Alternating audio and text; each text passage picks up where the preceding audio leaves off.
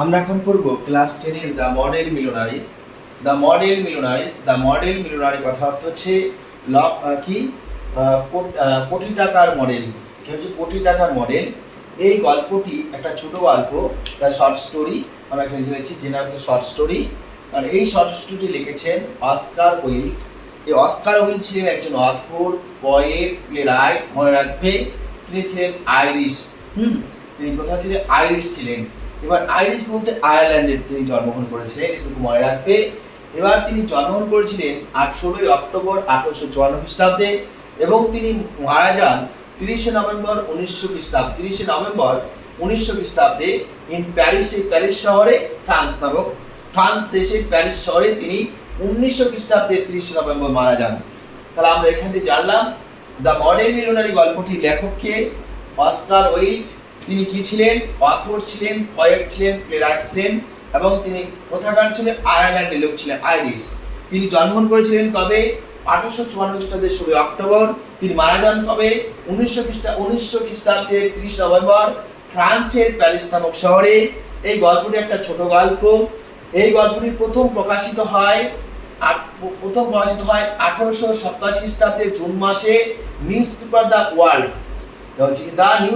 The ওয়ার্ল্ডে প্রকাশিত হয় 1887 খ্রিস্টাব্দে জুন মাসে। এটা প্রথম প্রকাশিত। আবার দ্বিতীয় প্রকাশিত হয় 1891 খ্রিস্টাব্দে। এটা মনে রাখবে, মানে প্রতিটি কথার মধ্যে কিন্তু এখানে প্রশ্ন রয়েছে। এবং এই গল্পটির সেটিং হয়েছে, অর্থাৎ তৈরি হয়েছে কোথায়? Different place of London city, London শহরের বিভিন্ন জায়গায়।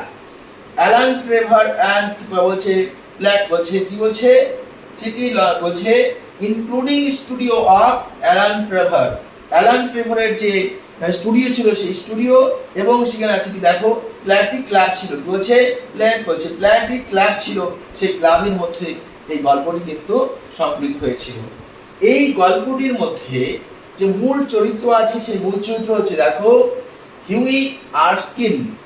এই গল্পের মূল চরিত্র আছে হিউই আরস্কিন এবং এই গল্পের যে নায়িকা তার নাম হচ্ছে লরা মার্টন। হিউই আরস্কিন প্রধান চরিত্র। এই গল্পে অন্যতম আরেকটা চরিত্র রয়েছে, তিনি বিখ্যাত একজন ধনী ব্যক্তি ব্যারন হাউসবার্গ। এবং তারপরে একজন বিখ্যাত চিত্রকর আছে। এই গল্পের অন্যতম একটা চরিত্র অ্যালান ট্রেভার। এই গল্পের নায়িকা লরা মার্টন এবং এই লরা মার্টনের পিতা কলোনেল মার্টন। এবং এই গল্পে আরেকটা চরিত্র রয়েছে যিনি ব্যারন হাউসবার্গ হয়ে কাজ করেন, মনসিওর গুস্তাভ নৌদিন। এই কটি চরিত্র এই গল্পটির মধ্যে পাবে। তাহলে এবার আমরা শুরু করি গল্পটি। এই গল্পের শুরুতে দেখানো হয়েছে হিউই আরস্কিন একজন দরিদ্র, একটা গরিব ছেলে, কিন্তু তার চেহারার যে বর্ণনা করা আছে, তার তীক্ষ্ণ মুখমণ্ডল ছিল, তার মাথা ভর্তি কোঁকড়ানো চুল ছিল, সেটা এখানে দেখো উল্লেখ করা আছে। মাথা ভর্তি ক্রিপস ব্রাউন হেয়ার, তার মাথা ভর্তি কোঁকড়ানো বাদামি চুল।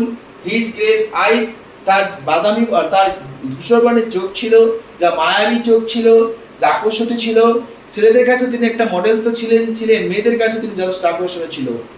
যাই হোক, এই গল্পের শুরুতে দেখানো হয়েছে যে এই হিউই আরস্কিন তিনি দরিদ্র পরিবারের ছিলেন, তিনি গরিব ছিলেন। তিনি বংশাধিকার অর্থাৎ উত্তরাধিকার সূত্রে পেয়েছিলেন দুটি জিনিস।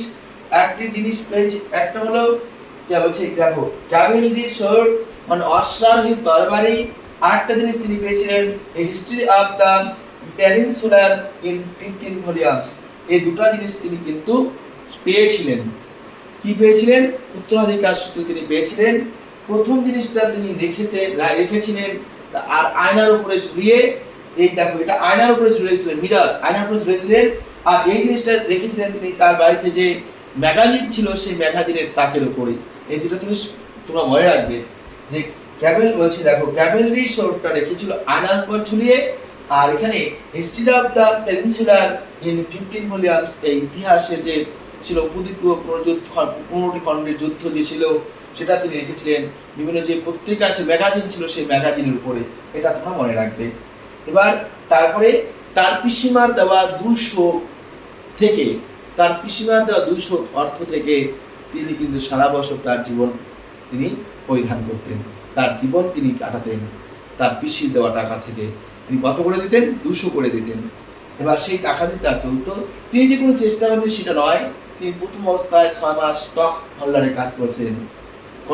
কয় মাস কাজ করেছিলেন? 6 মাস, 6 মান্থ স্টক হোল্ডারের কাজ, অর্থাৎ বিভিন্ন যে বাজিটা যে ধরা হয় সেখানে কাজ করেছিলেন। সেখানে গিয়ে তিনি কোনো রকমভাবে লাভ করতে পারেননি।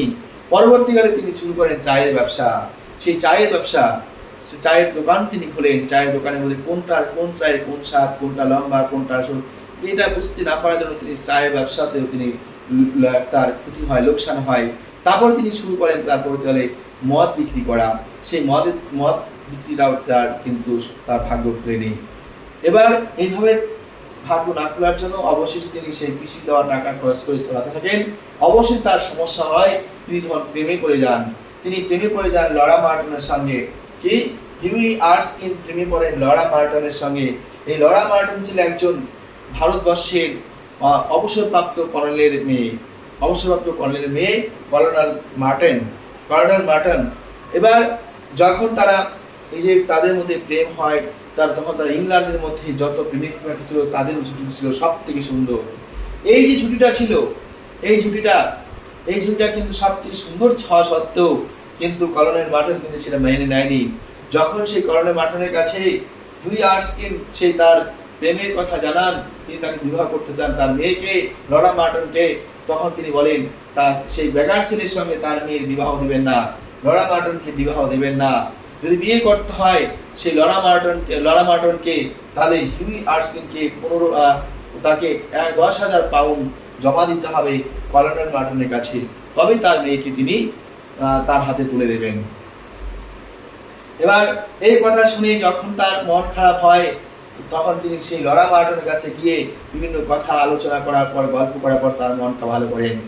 একদিন ঠিক একইভাবে তিনি তার খুব সকালবেলায় সেই লরা মার্টনদের বাড়ি হল্যান্ড পার্কের দিকে যাচ্ছিলেন। ঠিক সেই সময় তার এক বন্ধু ছিল, যার নাম ছিল অ্যালান ট্রেভার। অ্যালান ট্রেভার ছিল একজন পেইন্টার, বিখ্যাত পেইন্টার। সেই পেইন্টারের বাড়িতে তিনি যান। গিয়ে দেখেন সেই অ্যালান ট্রেভার এক ভিক্ষুকের ছবি আঁকছেন, তুলির শেষ টান দেবেন সেই সময় তিনি পৌঁছেছেন।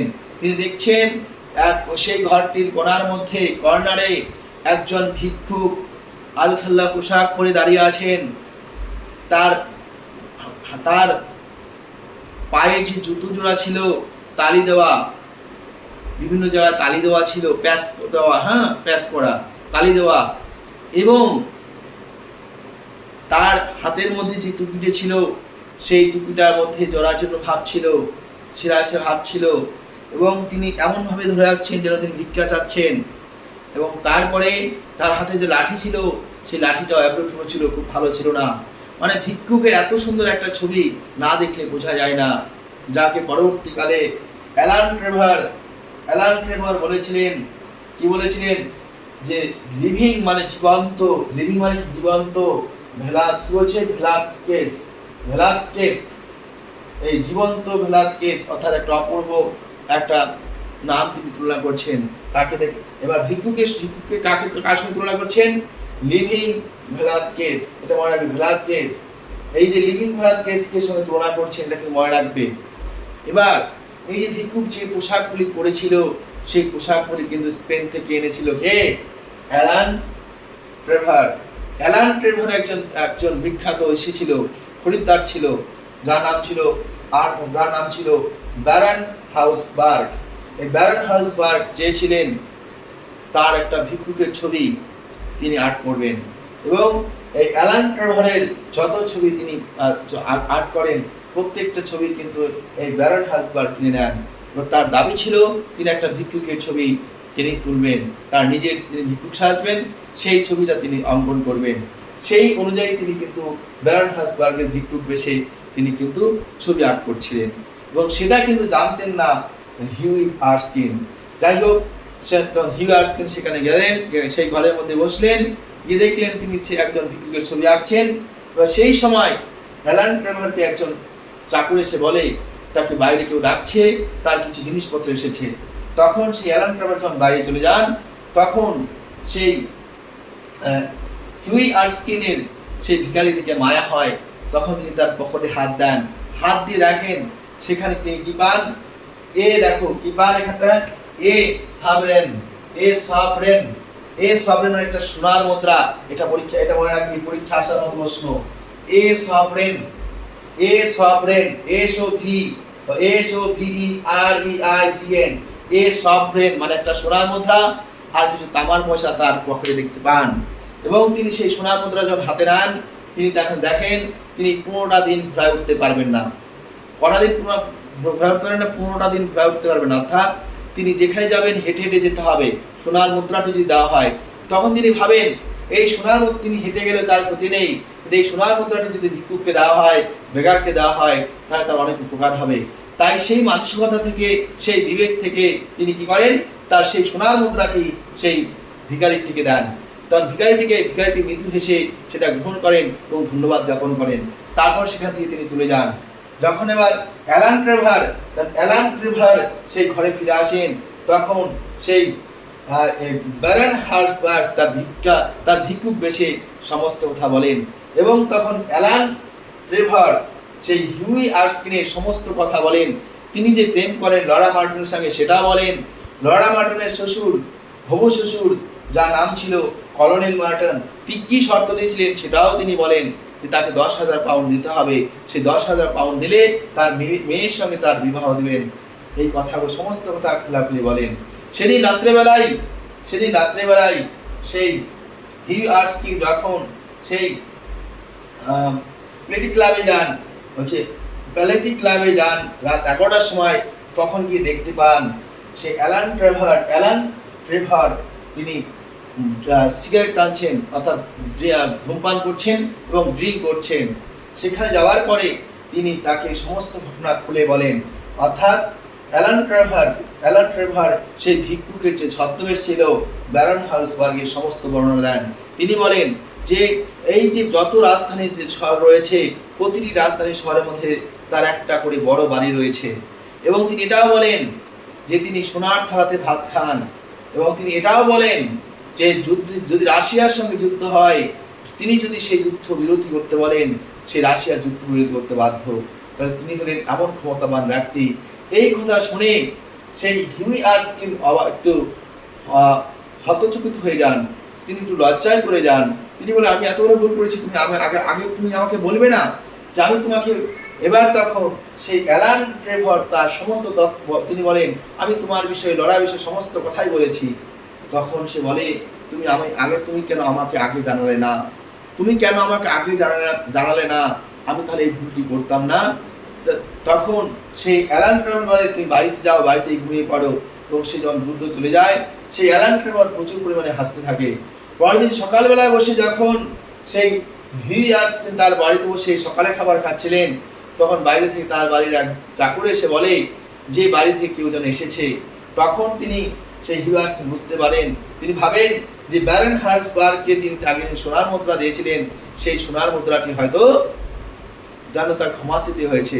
এখানে আরেকটি কথা আমি বলতে ভুলে গেছি, যে এই যে হিউই আর্স্কিন যে সোনার মুদ্রাটি দিয়েছিলেন, অ্যালান ট্রেভার কথা ভাষাবে বলেছিলেন 6 মাস পর তুমি সুদ সহ সেটা ফেরত পাবে, 6 মাস পর সেটা সুদ সহ ফেরত পাবে। এটা তোমরা মনে রেখো।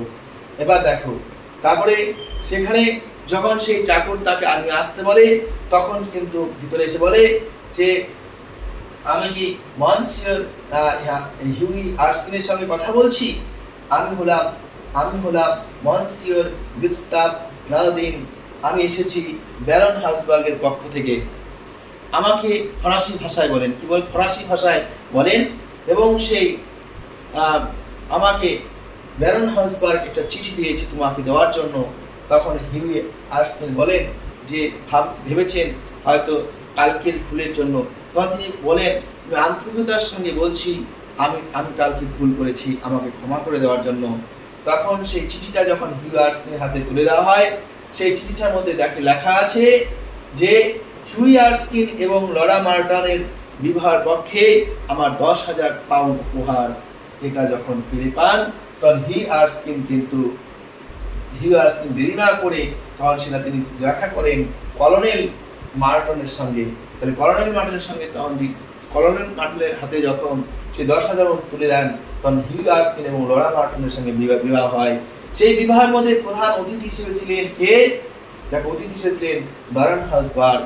এবার দেখো, বারন হাসবার্গ তিনি একজন কোটিপতি হয়ে তিনি সেই হিউ আর্সকিনকে কিন্তু বিবাহের জন্য সঠিক সময়ে সঠিক টাকা দান দিয়ে তিনি সত্যিকারের কোটিপতির পরিচয় দিয়েছেন। আর এখানে হিউ আর্সকিনের সঙ্গে কাছে কোনো টাকা না থাকা সত্ত্বেও তিনি তার কাছে যতটুকু ছিল সেখান থেকে সোনার মন্দিরে টাকা দিয়ে সেও কিন্তু কোটি টাকার মতো বিবেকের কাজ করেছেন। তাই এই নামকরণ করা হচ্ছে দ্য মডার্ন মিলিয়নারিজ। ঠিক আছে, তাহলে আমরা এই যে গল্পটি পড়লাম, এই যে গল্পটির বিষয়ে তোমরা জানলাম, কোন ক্লাব রয়েছে, কত টাকা দেওয়া হয়েছিল, যে তারপরে হচ্ছে হিউ আর্সকিনের চুলগুলি কেমন ছিল, চোখ কেমন ছিল, লরা মার্টিনের বাবার নাম কি, লরা মার্টিন কে ছিল, লরা মার্টিনের বিবাহের জন্য কত টাকা চেয়েছিল লরা মার্টিনের বাবা, এবং তারপরে সেই ভিখারিকে কত টাকা দেওয়া হয়েছিল, এ সাবরিং, এটা মনে রাখবে। এবং আরেকটা জিনিস তোমরা মনে রাখবে, এখানে একটা আমি ভুলে গেছি বলতে, যে সেই হিউ আর্সকিন জিজ্ঞেস করেছিল যে এই যে বেগার যে রয়েছে, সেই বেগার এই যে রূপ নেওয়ার জন্য তিনি কত টাকা পাবেন। বলছে সেলিং অন, আবার 1 ঘোড়ার জন্য 1 সেলিং। এবং এটাও জিজ্ঞেস করা হয়েছিল যে অ্যালান ফ্রেমো যে ছবি আঁকছেন সেই ছবির জন্য কত হবে, 2,000 পাউন্ড। এটা কিন্তু মনে রাখবে। এবার তারপরে এই অ্যালান ট্রেভার কিন্তু এই ছবিটিকে অর্থাৎ সেই ভিক্ষুকটিকে বলেছিলেন লিভিং ভেলাদকেস অর্থাৎ জীবন্ত ভেলাদকেসের সঙ্গে তুলনা করেছেন। এটা মনে রাখবে, লিভিং ভেলাদকেস, এটা মনে রাখবে। তাহলে শিক্ষার্থী বন্ধুরা, যতগুলি কথা বলেছি প্রতিটি কথায় কিন্তু এখানে প্রশ্ন, তোমরা যতবার শুনবে ততবার তোমাদের প্রশ্নগুলি কিন্তু মনে থাকবে। দেখবে এইখানকার মধ্যে তোমাদের এই গল্প থেকে 3টি প্রশ্ন আসবে পরীক্ষায়। এই গল্প থেকে 3টি প্রশ্নের মধ্যে এখানে 3টি প্রশ্ন পেয়ে যাবে, এটা আমাদের নিশ্চিত করছি। তাহলে শিক্ষার্থী বন্ধুরা, যারা এই গল্পটি শুরু থেকে শেষ পর্যন্ত শুনেছো তাদেরকে ধন্যবাদ জ্ঞাপন করছি। যারা চ্যানেল নতুন এসেছো তারা চ্যানেলটি অবশ্যই সাবস্ক্রাইব করে নেবে, পাশে থাকা বেল আইকনটি ক্লিক করে নেবে। মনে রাখবে, দ্বিতীয় চতুর্থ সেমিস্টারের সমস্ত পড়াই তোমরা পেয়ে যাবে। এবং আরও যদি কোনো সমস্যা তোমাদের থেকে থাকে তোমরা অবশ্যই কমেন্টে জানাবে, আমি তোমাদের অবশ্যই সেই গল্পগুলি তোমাদের সেন্ড করবো। ধন্যবাদ সবাইকে।